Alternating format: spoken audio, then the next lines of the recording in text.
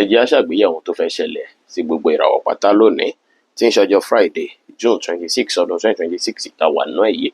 Mo kí Ọlọ́run bá mo ṣèbà Olódùmarè, ìbà akọ́dá ayé, ìbà aṣẹ̀dá ọ̀run, mo ṣèbà Ọ̀rúnmìlà atórí ẹni tí ò sunwọ̀n ṣe, ẹlẹ́rìí ìpín tó ń tàyànmọ́, mo júbà ọkùnrin, mo júbà obìnrin, mo kí gbogbo ojú tó ń wò mí níbikíbi tí ẹ ti ń gbọ́ mi káàkiri àgbáńlá ayé. Ẹ̀yin tẹ́ ń wò mí pátá, ẹ bá ń share fídíò yìí, ẹ pín kó jẹ́ òwúlò àtàǹfààní fọ́pọ̀ ènìyàn. Ojú tẹ́ fi ń wò mí ò ní fọ́, bẹ́ẹ̀ ọwọ́ tẹ́ fi ń bá mi share rẹ̀ ẹ ní fi gbọ́mọ sin, ẹ sì ní fi gba lẹ́tà ìbànújẹ́ láṣẹ Èdùmàrè. Ẹ̀yin oníràwọ̀ iná tó kan Ryan Harris tá a bí láàrin March 21 sí April 20. Ọjọ́ yìí ọjọ́ ìdùnnú ló jẹ́, ọjọ́ ayọ̀ ló jẹ́, ọjọ́ oríire ló jẹ́ pẹ̀lú. Ọjọ́ tó ṣe é pé ọ̀pọ̀lọpọ̀ yín ẹ máa rí ìyípadà tẹ́ ẹ̀ ń fẹ́. Àwọn àǹfààní tẹ́ ẹ̀rọ kan àbí tẹ́ ẹ̀rọ kan orí tí ó ṣeéṣe kí ẹ ráàánú gbà láti bẹ̀ ní ọjọ́ sí tòní. Ti sa ipa yín láti jọ́ mẹ́ta lórí ìyípadà èyí tẹ́ ẹ̀ ń fẹ́ nú gbèsè ayé yín. Ó ṣeéṣe kí ó níbì kan tí ẹ fi gún lọ́jọ́ tòní látàrí pé láwọn ṣéjìsì kankan tẹ́ máa rí nú gbèsè ayé yín lọ́jọ́ tòní. Tó sì jẹ́ pé túká ọtọ́jọ́ tòní ara yín á yá gágá, inú yín á sì dùn pẹ̀lú. Kódà ọ̀pọ̀lọpọ̀ yín ẹ̀ ní mọ tó ń dùn yín nínú. Ìdùnnú yín á wá ní gbogbo ọ̀nà, ayọ̀ yín á wá ní gbogbo ọ̀nà, tó ṣe é pé gbogbo nǹkan tẹ́ bá ṣe pátápátá báyìí ti dùnnú tayọ̀ báyìí lẹ́ẹ̀ fi ṣe. Ẹ máa ní ẹnájì láti fálẹ̀ mọ́ ìyípadà tẹ́ ẹ̀ ń fẹ́ nípa ìgbésí ayé yín. Ọjọ́ yìí ọjọ́ oríire ló jẹ́, ọjọ́ tó ṣe ń pé àǹfààní máa wọlé dáadáa fún yín. Ibi tẹ́ ẹ̀ ṣe sí lọ́jọ́ tòní ẹ máa jẹ́ ń bẹ̀. Ire ìdùnnú tẹ́ ẹ̀ ń fẹ́ tẹ́ ẹ̀ ń wò pé ire àti ilẹ̀ òkèèrè, ire àti ibikíbi ó ṣeéṣe kí ó padà wọlé fún yín ní àṣálẹ́ ọjọ́ tòní. Ọjọ́ ayọ̀ ló jẹ́ níbi iṣẹ́ á lọ bó ṣe kó lọ. Àwọn èèyàn àti olólùfẹ́ yín náà á dùn alárinrin. Bẹ́ẹ̀ sì ni ire owó lè wọlé fún yín dáadáa lọ́jọ́ tòní. Ó dára kẹ́ fọjọ́ tòní kẹ́ fi kára ńlẹ̀ kẹ́ fi fálẹ̀ mọ́ṣẹ́ dáadáa. Oríṣẹ́ lóògùn ìṣẹ́, tẹ́ bá fálẹ̀ mọ́ṣẹ́ dáadáa lásìkò yìí ó ṣeéṣe kí fálẹ̀mọ́ tẹ́ fẹ́ ṣe yìí kó jẹ́ ohun tó máa bí àṣeyọrí lórí àwọn nǹkan tó ṣe pé tí ń pàtì látijọ́ mẹ́ta tó sì máa tún fún yín ní òmìnira láti tún lè fòkọ́sì lórí àwọn nǹkan míì lọ́jọ́ mìíràn. Aago 6:25 ní ìrọ̀lẹ́ sí aago 7:11 ní àṣálẹ́ jẹ́ àkókò èyí tó dára jù fún yín tí ń ṣe lucky hour fún yín lénìí tí kọ́lọ̀ pink sì jẹ́ kọ́lọ̀ èyí tó dára jù fún yín láti wọ̀ láṣọ ní ọjọ́ tòní. Oníràwọ̀ ìpè alámọ̀ Taurus tàbí láàrin April 21 sí May 20. Ọjọ́ yìí ọjọ́ ire ló jẹ́, bó tilẹ̀ jẹ́ pé ó ṣeéṣe kí àwọn nǹkan kan bíi ìfàǹfà kó fẹ́ wáyé láàrin èèyàn àti olólùfẹ́ yín kan lọ́jọ́ tòní. Ìfàǹfà yìí lè jẹ́ ètò máa lágbára. Olólùfẹ́ yín lè ṣe nǹkan kékeré tá múnú bí yín. Ọ̀pọ̀lọpọ̀ yín lè máa kanra gidi gan lọ́jọ́ tòní. Sẹ́ni tẹ́jọ́ ń ṣe nǹkan papọ̀, bí ẹjọ́ ń ṣiṣẹ́ papọ̀ ni àbí ẹ̀yin àti olólùfẹ́ yín ó ṣeéṣe kí nǹkan kékeré tó bá sọ kó tètè máa bí yín nínú. Inú yín á tètè máa ro sókè púpọ̀ lọ́jọ́ tòní. Ẹ kíyèsára lọ́jọ́ tòní, ẹ jìnnà sí ìbínú àbíjù, kọjọ́ tòní lè rójú, kọjọ́ tòní lè ráàyè. Ẹ má kanra ju bó ṣe yẹ lọ, ẹ má react sí nǹkan ju bó ṣe yẹ lọ, ẹ má take nǹkan too personal ju bó ṣe yẹ lọ. Ẹ bá tẹ̀lé eléyìí, ó máa ràn yín lọ́wọ́ níbi iṣẹ́, á ràn yín lọ́wọ́ láàrin èèyàn tó olólùfẹ́ yín náà. Ẹ kíyèsára, èyí ni yóò ṣeéṣe kí ẹ fi ráàánú gbà níbi iṣẹ́ tẹ́ bá fálẹ̀ mọ́ṣẹ́. Ẹ bá rí pé inú ilé dàbí ìgbà pé ó ń rí bákan àbí issue yẹn fẹ́ lágbára díẹ̀ àbí nǹkan tí èèyàn ṣe ti ń bí yín nú, ẹ wulẹ̀ calm down, ẹ mú sùúrù lò dáadáa bó ṣe kẹ́ wà níbi tó dákẹ́ rọ́rọ́ lẹ́yìn nìkan. Èyí tún lè ràn yín lọ́wọ́ láti jẹ́ kí ìbínú náà kó tètè kúrò lára. Kò sí wàhálà ara lè ní ẹ̀kọ́ ṣọ́ra ṣe láàrin èèyàn tó olólùfẹ́ yín kíjà má bẹ́ẹ̀lẹ̀ tó máa lágbára. Kíjà náà má sì lead sí nǹkan tí adìran tó tá fẹ́ dín pé lábájá bóyá ká oníkálùkù tiẹ̀ wà lórí ọwọ́ ẹ̀ náà. Ẹ kíyèsára púpọ̀ lọ́jọ́ tòní. Iṣẹ́ á lọ dáadáa, relationship yín lè rí bákan. Ire owó lè wọlé fún yín lénìí tẹ́ bá fálẹ̀ mọ́ṣẹ́ tẹ́ neglect gbogbo issue relationship pátápátá. Aago 7:11 ní àṣálẹ́ sí aago 9:05 ní àṣálẹ́ jẹ́ àkókò èyí tó dára jù fún yín tí ń ṣe lucky hour fún yín lénìí tí kọ́lọ̀ light pink sì jẹ́ kọ́lọ̀ èyí tó dára jù fún yín láti wọ̀ láṣọ ní ọjọ́ tòní. Oníràwọ̀ afẹ́fẹ́ aláwàdà Gemini tàbí láàrin May 21 sí June 21. Ọjọ́ tó lè rí bákan ló jẹ́ o. Ọjọ́ tó ṣe pé ọ̀pọ̀lọpọ̀ yín ẹ máa fẹ́ ní ọ̀pọ̀lọpọ̀ nǹkan tẹ́ máa mójútó ní iṣẹ́ tá fẹ́ stress yín gidi gan lọ́jọ́ tòní. Àwọn kọ́kọ́ máa ṣẹlẹ̀ bí mistake òjijì tó ṣe pé yín gan ti ẹ̀rọ kan pé mistake náà lè wáyé tó yẹ kó máa wáyé lójijì tó máa fẹ́ affect yín gidi gan lọ́jọ́ ti tòní. Bó ṣe ṣe kẹrí support colleague kan àbò olólùfẹ́ kan lọ́jọ́ tòní tá tún bí kí n kọ́ wọlé díẹ̀. Ọjọ́ tòní jẹ́ tó ṣe pé ẹ ní láti fi plan ara yín, ẹ ní láti fi gèsè ẹ̀ tara yín. Ẹ má rush ju bó ṣe yẹ lọ torí mistake. Ẹ kíyèsára púpọ̀ lọ́jọ́ tòní. Mistake òjijì lè wáyé tó máa ṣàkóbá fún àwọn nǹkan tẹ́ ti plan tẹ́lẹ̀tẹ́lẹ̀. Kò dára rárá kẹ́ ti wá plan kan kẹ́ ti máa ṣètò nǹkan bọ̀ kẹ́ wá lọ gbàgbé pé ọwọ́ ìsàlẹ̀ ló yẹ kí n tó block yìí sí o, kò yẹ kí n fàlàfo lẹ̀ ń bì báyìí. Ẹ jẹ́ n kọ́kọ́ da gbogbo ẹ̀wò náà kí n ti wá tún kọ́. Ìyẹn ò dára rárá o. Ẹ farabalẹ̀ dáadáa lórí ohun tí ẹ bá ń ṣe lọ́jọ́ tòní. Ẹ ṣe ní jẹ̀lẹ̀ńkẹ́, ẹ ṣe níwọ̀ntúnwòsì, kẹ́ máa fi brain yín ọpọlọ pípé yín kẹ́ máa fi ṣe kí mistake má wáyé púpọ̀ lọ́jọ́ tòní. Distraction máa pọ̀ lọ́jọ́ tòní. Wọ́n lè pè yín ní pé tó ṣe pé ó lè jẹ́ òjijì lọ́jọ́ tòní tẹ́ máa fẹ́ ní jẹ́ntì ẹ̀fìṣẹ́lẹ̀ jẹ́ntì ẹ̀ lọ mójútó ilé náà. Ẹ kíyèsára dáadáa lọ́jọ́ ti tòní o. Ẹ rí dájú pé gbogbo nǹkan tẹ́ ti plan kò mẹ́hẹ rárá. Bákan náà sì rí àìlera tó bá wà lára kálukú yín ó ṣeéṣe kó fẹ́ jẹyọ lọ́jọ́ tòní.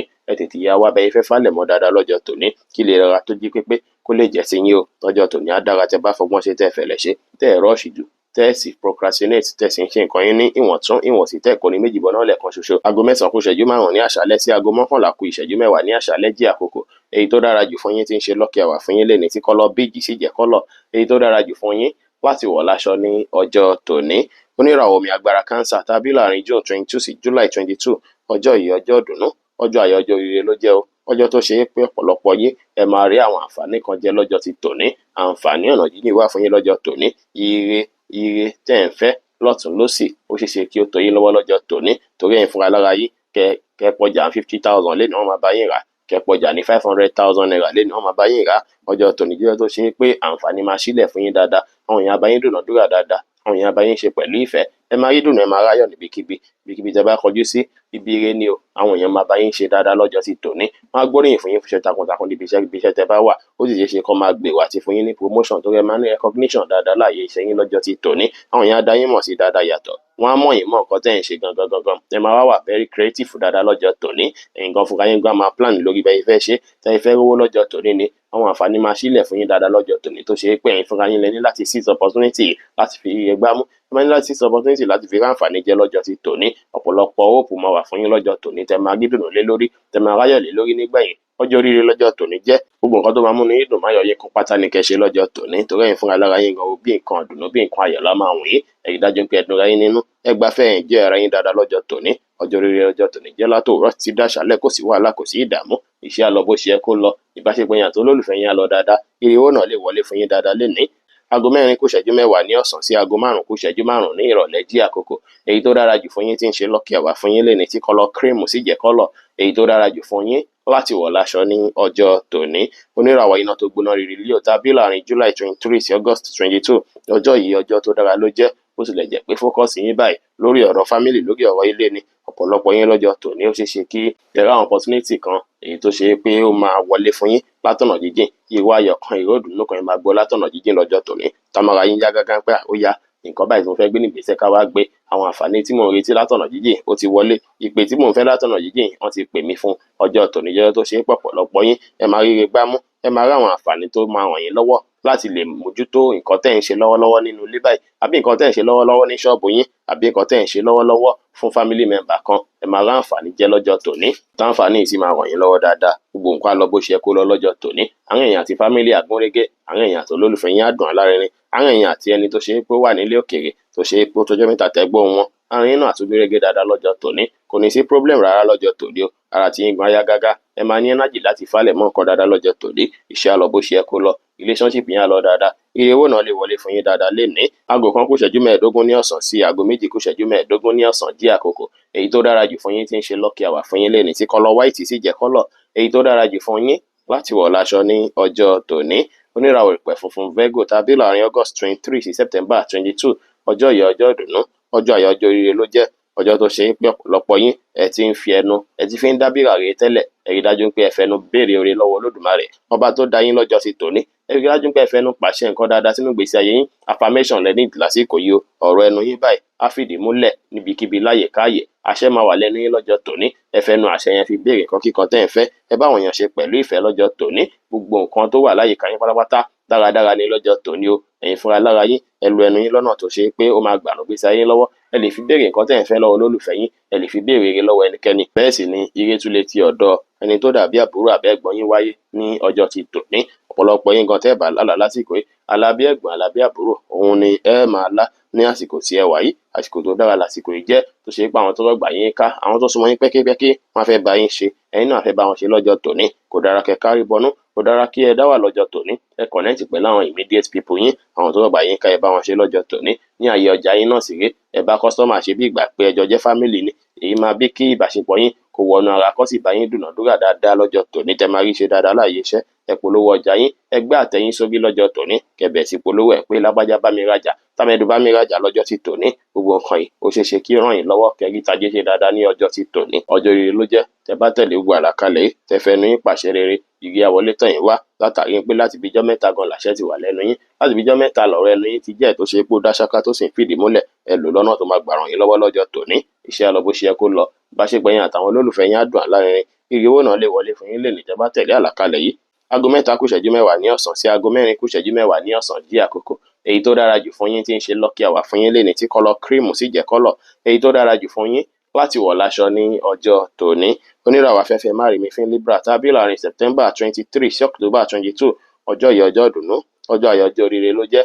Ọjọ́ tó ṣe é pọ̀pọ̀lọpọ̀ yìí àǹfààní máa sílẹ̀ fún yín lọ́jọ́ tòní o, tó ṣe é pé ẹ rí àwọn nǹkan ìdùnnú ṣe, ẹ rí àwọn nǹkan ayọ̀ kan gbé ṣe, tó sì ṣe pé ó ti ń wù yín láti jọ́ mẹ́ta láti gbé ṣe lọ́jọ́ ti tòní.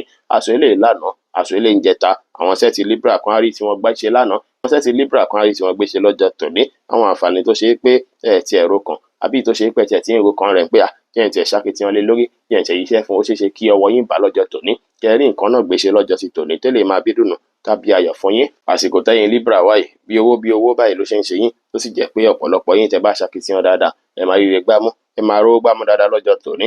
Ẹ gbọ́dọ̀ jókòó sílé láì ṣe ohunkóhun rárá lọ́jọ́ tòní o. Ẹ jáde lọ láti lọ́wọ́ oore, ẹ connect pẹ̀lú àwọn èèyàn, ẹ lo social energy yín láti fi bá àwọn èèyàn ṣe lọ́jọ́ tòní. Ẹ polówó ọjà yín, ẹ bá wọn dúnàádúrà láàyè ibi iṣẹ́ tẹ̀ ń ṣiṣẹ́ oṣù. Ọ̀pọ̀lọpọ̀ yín ó ṣeé ṣe kí ẹ ráwọn ipò kan dìmú tó ṣe pé ipò náà benefit lè wáyé láti bẹ̀ lọ́jọ́ sí tòní. Ẹ̀yin tẹ́ sì ti invest tẹ́lẹ̀ àbẹ́yìn tẹ́ fẹ́ kówó rọjà tuntun, ó ṣeé ṣe kí ẹ láǹfààní àti ṣe bẹ́ẹ̀ lọ́jọ́ tòní. Ẹ lè kówó rọjà tuntun lọ́jọ́ tòní, ẹ tún lè fi kún investment yín lọ́jọ́ tòní. Gbogbo eléyìí máa yí di positive result láìpẹ́ láì jìnnà. Gbogbo nǹkan á lọ bó ṣe yẹ kó lọ fún yín lọ́jọ́ tòní. Àwọn tẹ́ ń fojú sùn á bẹ̀rẹ̀ sí dẹ̀ díẹ̀díẹ̀ fún yín, á bẹ̀rẹ̀ sí rọrùn fún yín lọ́jọ́ sí tòní. Iṣẹ́ á lọ dáadáa, ìbáṣepọ̀ yín àti olólùfẹ́ yín á dùn lárinrin. Ire owó náà lè wọlé fún yín dáadáa lénìí. Aago méjì kù ìṣẹ́jú mẹ́wàá ní ọ̀sán sí aago mẹ́ta kù ìṣẹ́jú mẹ́wàá ní ọ̀sán jí àkókò. Èyí tó dára jù fún yín tí ń ṣe lucky hour fún yín lénìí tí kọ́lọ̀ light green sì jẹ́ kọ́lọ̀ èyí tó dára jù fún yín láti wọ̀ láṣọ ní ọjọ́ tòní. Oníràwọ̀ omi tútù Scorpio tàbí láàrin October 23 sí November 22. Ọjọ́ yìí ọjọ́ oríire ló jẹ́, ṣùgbọ́n ọjọ́ tó tún gbà kíyèsára dáadáa ni, látàrí pé èèyàn kan tó súnmọ́ yín lè dá lẹ́yìn lójijì. Wọ́n lè hùwà kan lójijì tó ṣe pé kò tẹ́yìn lọ́rùn rárá lọ́jọ́ tòní. Bẹ́ẹ̀ sì ni àwọn èèyàn tó lólùfẹ́ yín náà ó lè rí bákan lọ́jọ́ tòní. Wọ́n lè bínú sí yín gidi gan, bóyá nǹkan kékeré kan lẹ máa ṣe tó máa fi bínú tó máa fi fárígá. Bẹ́ẹ̀ sì ni ó ṣeéṣe kó ṣe pé ẹ̀yin fúnra lára yín ni wọ́n máa fẹ́ ṣẹ̀ lọ́jọ́ tòní, tó ṣe pé afẹ́ àfẹ́ ti múdù yín, táfẹ́ àfẹ́ ti emotion yín lọ́jọ́ tòní, táfẹ́ bá dé yín jẹ́ lọ́jọ́ tòní tẹ́ bá kíyèsára. Bákan náà sì rí olólùfẹ́ yín lè nídìí nǹkan kan ní wùrùwùrù lọ́jọ́ tòní, tó ṣe pé ẹ máa wò pé báwo mo fẹ́ ṣe fún, ọ̀nà àgbo mo fẹ́ gbà dúró tì, tó ṣe pé lè fún yín ní mixed feelings díẹ̀, tó ṣe pé ẹ máa rò sọ́tùn sósì lọ́jọ́ ti tòní. Bẹ́ẹ̀ sì ni ọ̀pọ̀lọpọ̀ yín lọ́jọ́ tòní ó ṣeéṣe kí ìṣẹ̀lẹ̀ òjijì kan fẹ́ ṣẹlẹ̀, tó ṣe pé á fẹ́ kàn yín látàrí pé ẹni tí ó súnmọ́ yín pẹ́kípẹ́kí lẹ́ni máa jẹ́. Ó lè má jẹ́ ìṣẹ̀lẹ̀ tí ó lágbára jù, ó lè jẹ́ ọ̀rọ̀ owó, ó lè jẹ́ ọ̀rọ̀ nǹkan míì tó ṣe pé máa fẹ́ falẹ̀ mọ́ pé àjá tètè falẹ̀ mọ́ kíní ní kíákíá, táfẹ́ dàbí gbà pé ó fẹ́ àfẹ́ ti plan tẹ́yìn fúnra lára yín gan ti plan lọ́jọ́ tòní. Ọjọ́ tòní ọjọ́ tó máa lọ dáadáa ni tẹ́ bá fọgbọ́n ṣe tẹ́ fẹ̀lẹ̀ ṣe. Ẹ má involve ara yín nínú ìjà àbí argument tó lágbára. Ẹ ò lè neglect gbogbo nǹkan tó dàbí argument àbí fàǹfà láwọn èèyàn tó lólùfẹ́ yín lọ́jọ́ tòní. Ẹ falẹ̀ mọ́ṣẹ́, iṣẹ́ gangan ni kẹ́ mójútó lọ́jọ́ tòní, torí iṣẹ́ lóògùn iṣẹ́. Ẹ bá falẹ̀ mọ́ṣẹ́ ó ṣeé ṣe kẹ́ ráǹfààní àtòrí gbámú dáadáa lọ́jọ́ tòní. Ohun tó bá sì jẹyọ lójijì, Elédùmarè ò ní jẹ́ kó jẹ́ nǹkan tó máa lágbára ju bó ṣe yẹ lọ. Ẹ ṣe prayer pé gbogbo nǹkan tó bá lágbára, tó ṣe pé ó lágbára jù mí lọ, Ọlọ́run ní jẹ́ kó ṣẹlẹ̀ lọ́jọ́ tòní. Kò ní ṣẹlẹ̀ sẹ́ni tó súnmọ́ yín, kò ní ṣẹlẹ̀ sẹ́ni tó kàn yín láṣẹ lọ́wọ́ Ọlọ́run Ọba. Ẹ falẹ̀ mọ́ṣẹ́ kẹ́ lè rere gbámú torí iṣẹ́ lọ dáadáa. Ìbáṣepọ̀ yín àti olólùfẹ́ yín ó ṣeé ṣe kó rí bákan. Bẹ́ẹ̀ sì ni owó lè wọlé fún yín lọ́jọ́ tòní. Tẹ́ bá ráyè falẹ̀ mọ́ṣẹ́, aago méje kù ìṣẹ́jú mẹ́ẹ̀ẹ́dógún láàárọ̀ sí aago mẹ́sàn-án kù ogún ìṣẹ́jú ní àárọ̀ jí àkókò. Èyí tó dára jù fún yín tí ń ṣe lucky hour fún yín lénìí tí kọ́lọ̀ white sì jẹ́ kọ́lọ̀ èyí tó dára jù fún yín láti wọ̀ láṣọ ní ọjọ́ tòní. Oníràwọ̀ inú àtùpà Sagittarius tàbí láàrin November 23 sí December 22. Ọjọ́ ìjọ tó ṣe pé ẹ máa wà highly spiritual. Ó tún jẹ́ tó ṣe pé ìdùnnú àtayọ̀ máa wà fún yín. Ẹ máa gbúròó ìdùnnú láti inú ọkàn yín bí ìgbà pé nǹkan ìdùnnú kan ti fẹ́ ṣẹlẹ̀, ire ìdùnnú kan ń bọ̀, ayọ̀ kan ń bọ̀, ìdùnnú kan, ìfọ̀kànbalẹ̀ kan ń bọ̀. Ó ṣeé ṣe kí ire wọlé fún yín lọ́jọ́ tòní. Támọ́kàn yín balẹ̀ pẹ̀sẹ̀, támúnú yín dùn, támáyọ̀ yín kún lọ́jọ́ ti tòní. Gbogbo ohun tó ń ṣọkàn yín bákan láti jọ́ mẹ́ta ó ṣeé ṣe kó wọlé dáadáa lọ́jọ́ tòní, tó ṣe pé ẹ máa rí dùnnú, ẹ máa ráyọ̀, ẹ máa ráǹfààní jẹ́ dáadáa ní ọjọ́ ti tòní. Kò sí bó tilẹ̀ hùn kó rí, ó dára kẹ́ṣì máa gbóhùn tó ń sọ sí yín lọ́kàn, torí àsìkò tó ṣe pé ọ̀pọ̀lọpọ̀ yín èròǹgbà kan máa sọ sí yín lọ́kàn lọ́tùn lósì ní pé lágbájá gbégbèsè báyìí, lágbájá ó yá wá ṣe báyìí, ó sì dára kẹ́ ẹ tẹ̀lé. Àwọn èròǹgbà yìí náà ló máa tọ́ yín sọ́nà rere lọ́jọ́ ti tòní. Ọjọ́ ìjọ tó ṣe pé ní láti trust instinct yín ju nǹkan kí ìkan lọ. Ẹ má finú tẹ́nikẹ́ni rárá, ẹ má gbára lẹ́nikẹ́ni rárá, àfẹ̀yìn fúnra lára yín nìkan, àfi nǹkan tó ń sọ sí yín lọ́kàn nìkan ni kẹ́ gbára lé. Ọ̀pọ̀lọpọ̀ yín lọ́jọ́ tòní ẹ máa rí dùnnú, ẹ máa rí ayọ̀. Ohun tí ẹ ti ń fojú sùn pé yẹn ṣàkíyàn lé lórí, yẹn try best mi lé lórí, ó ṣeé ṣe kí bẹ́ẹ̀ sì náà kó já sí success lọ́jọ́ tòní o. Tó ṣe pé máa ràánú gbà dáadáa lọ́jọ́ tòní títí àṣálẹ́ gan, ó ṣeé ṣe kí ire kan wọlé fún yín láti ibi tí ó ṣe pé ti ẹ̀rọ kan tó máa jẹ́ ìdùnnú. àwọn èèyàn á gba tiyín dáadáa lọ́jọ́ tòní. Èní ìdára púpọ̀ kẹ́ fi báwọn èèyàn ṣe pẹ̀lú ẹ̀rín, àwàdà, ẹ̀fẹ̀ àti ìdùnnú. Ẹ má wulẹ̀ kanra mẹ́nikẹ́ni, ẹ má wulẹ̀ fààyè gba mood swing tó máa lágbára kó má bàa affect àwọn nǹkan oríire ọjọ́ tòní. Ẹ ṣe dáadáa sáwọn èèyàn tó rọ̀gbà yín ká, káwọn náà ṣe dáadáa sí yín padà. Iṣẹ́ yín á lọ dáadáa, ìbáṣepọ̀ yín àti olólùfẹ́ yín náà á dùn àlárinrin. Bẹ́ẹ̀ sì ni owó máa wọlé fún yín lọ́jọ́ tòní. Aago 9:20 láàárọ̀ sí aago 11:05 láàárọ̀ jí àkókò. Èyí tó dára jù fún yín tí ń ṣe lucky hour fún yín lẹ́ni tí kọ́lọ̀ white sì jẹ́ kọ́lọ̀ èyí tó dára jù fún yín láti wọ̀ láṣọ ní ọjọ́ tòní. Oníràwọ̀ ìpele eruku Capricorn tábí láàrin December 23 sí January 19. Ọjọ́ yìí ọjọ́ oríire ló jẹ́, ọjọ́ ìdùnnú, ọjọ́ ayọ̀ ló jẹ́ pẹ̀lú. Ọjọ́ tó ṣe é pé ìgbárùkù tí tẹ́ ń fẹ́ láti yín lọ́wọ́ àwọn èèyàn máa wọ̀gbà yín ká. Àwọn èèyàn á dúró tì yín dáadáa lọ́jọ́ tòní, ẹ̀yin náà á dúró tì wọ́n. Èyí dára púpọ̀ láti fi jìn fáwọn tó ṣe é pé wọ́n jẹ́ bí colleague yín, àwọn tó ṣe pé wọ́n jẹ́ bí ọ̀rẹ́ yín, àwọn tẹ́jọ jẹ́ classmate ní roommate ní ìbáṣepọ̀ yín máa wọnú ara dáadáa lọ́jọ́ tòní.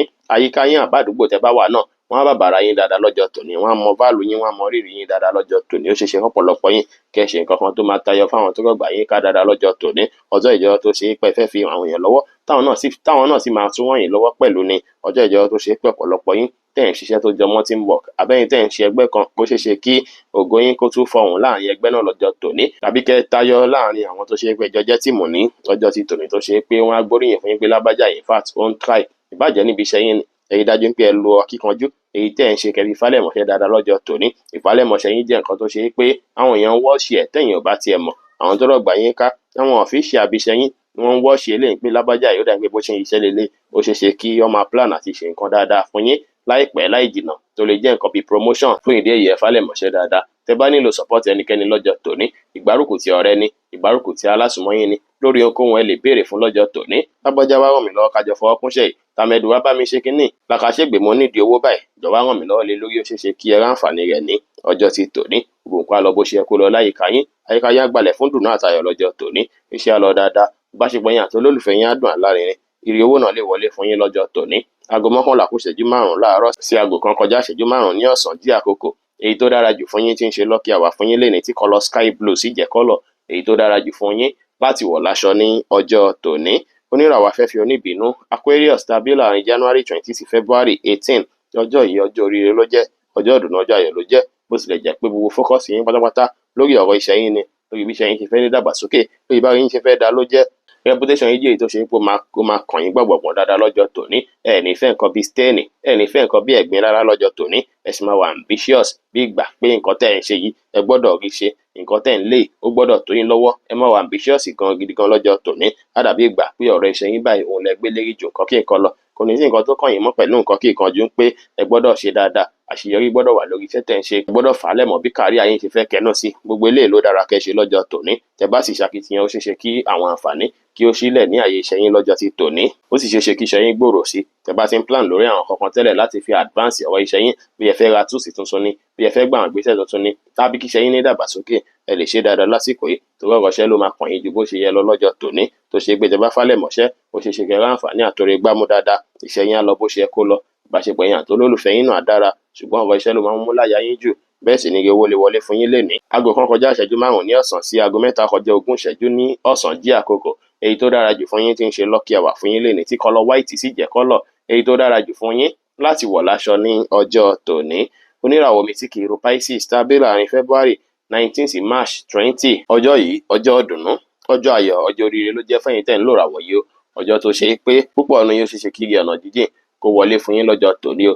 Bẹ́ẹ̀ sì ni nǹkan kan tẹ́ ń ṣe látijọ́ mẹ́ta tẹ́ ń wò pé nǹkan tí mo gbé kalẹ̀ yìí mo ti ń wò pé ó yẹ kó tiẹ̀ boost, ó ti yẹ kí nǹkan lọ dáadáa lórí ẹ̀. Ó jẹ́ káwọn èèyàn máa jẹ́ lọ́tún kan máa jẹ́ lọ́sì, ó yẹ káwọn èèyàn ti bá mi dúnàádúrà, ó yẹ kọjá ìtì tán lẹ̀. Ó ṣe é ṣe káwọn àǹfààní kó wọlé lọ́jọ́ tòní fún yín tó ṣe pé gbogbo nǹkan tẹ́ bá fọwọ́ bà pátá ló máa dún fún yín o. Èyí tí ẹ bá ń lé lẹ máa bá gbogbo nǹkan tẹ́ máa ṣe pátápátá lẹ máa rówó lórí ẹ̀, lẹ máa rí dùnnú, lẹ máa ráyọ̀ lórí ẹ̀. Opportunity wà fún yín dáadáa lọ́jọ́ tòní. Ẹ rí dájú pé mi sí opportunity náà. Opportunity bá wọlé fún yín ètí grab ẹ̀ ló dára o. Ìbàjẹ́ látọ̀nà jíjìn, ìbàjẹ́ láti ibikíbi. Ọjọ́ oríire lọ́jọ́ tòní jẹ́ fẹ́yìn tẹ́ ń lò ràwọ̀ Pisces yìí. Látòwúrọ̀ dalẹ́ lẹ́ẹ̀ fi rí dùnnú, lẹ́ẹ̀ fi ráyọ̀, lẹ́ẹ̀ fi rí gbogbo.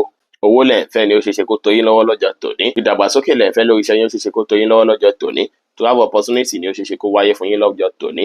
Ọ̀pọ̀lọpọ̀ yín lè rí ìrìn àjò kan rìn lọ́jọ́ tòní tí ìrìn àjò yìí sì máa jẹ́ tó máa béèrè tábàánú tàbí fọkànbalẹ̀ fún yín. Ọ̀pọ̀lọpọ̀ yín ó dára kí ẹ falẹ̀ mọ́ nǹkan kíkan tẹ́ bá ṣe lọ́jọ́ tòní, kẹ́ má fẹ́ ní ṣe mẹ́lẹ́, kẹ́ má fẹ́ ní ṣọ̀lẹ rárá, tẹ́ bá falẹ̀ mọ́ nǹkan tẹ́ ń ṣe, ó ṣe ṣe kí ire wọlé fún yín. Ọmọ tó bá ṣípá, òun ni ìyá rẹ̀ máa ń gbé o. Ọ̀pọ̀lọpọ̀ yín lọ́jọ́ tòní, ẹ ní láti ṣípá kí Ọlọ́run lè darí oore, kọ́lọ́ lè darí àánú sí yín. Ẹ má jókòó tẹtẹrẹ rárá, ẹ falẹ̀ mọ́ṣẹ́, ẹ falẹ̀ mọ́ bísínẹ́sì yín. Ó ṣe ṣe kí èèyàn bá yín dúnàdúrà látọ̀nà jíjìn, tàbí ẹni tó ṣe pé tọ́jọ́ mẹ́ta tó ṣe pé wọ́n ti bá yín dúnàdúrà kí wọ́n tún wá padà láti wá bá yín ra ọjà àbí láti wá bá yín dòwò pọ̀ lọ́jọ́ ti tòní. Gbogbo nǹkan á lọ bó ṣe yẹ kó lọ fún yín. Àyíká yìí tẹ́ bá wà, ẹ máa lẹ́ran ọ̀fẹ́, àwọn èèyàn á bá yín ṣe pẹ̀lú ìfẹ́, tẹ́yin náà sì máa bá wọn ṣe pẹ̀lú ìdùnnú àtayọ̀. Ẹ máa yíyẹ ìdùnnú dáadáa lọ́jọ́ tòní. Iṣẹ́ á lọ bó ṣe yẹ kó lọ fún yín. Ìbáṣepọ̀ yín àti olólùfẹ́ yín á dùn alárinrin. Bẹ́ẹ̀ sì ni owó lè wọlé fún yín dáadáa lénìí.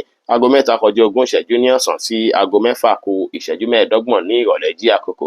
Èyí tó dára jù fún yín tí ń ṣe lucky hour fún yín lénìí tí kọ́lọ̀ lavender sì jẹ́ kọ́lọ̀ èyí tó dára jù fún yín láti wọ̀ láṣọ ní ọjọ́ tòní. Bí ó ṣe jẹ́ nìyẹn fún gbogbo irúfẹ́ ìràwọ̀ 12 tó wà pátá. Ẹ̀yin tẹ́ ń wò mí pátá, ẹ má gbàgbé pé Ọlọ́run bo Olódùmarè nìkan lọ́ba tó ní ìmọ̀ jùlọ. Ẹ̀yin tẹ́ fẹ́ ṣèwádìí onírúurú láǹfààní àti kàn sí wa ní WhatsApp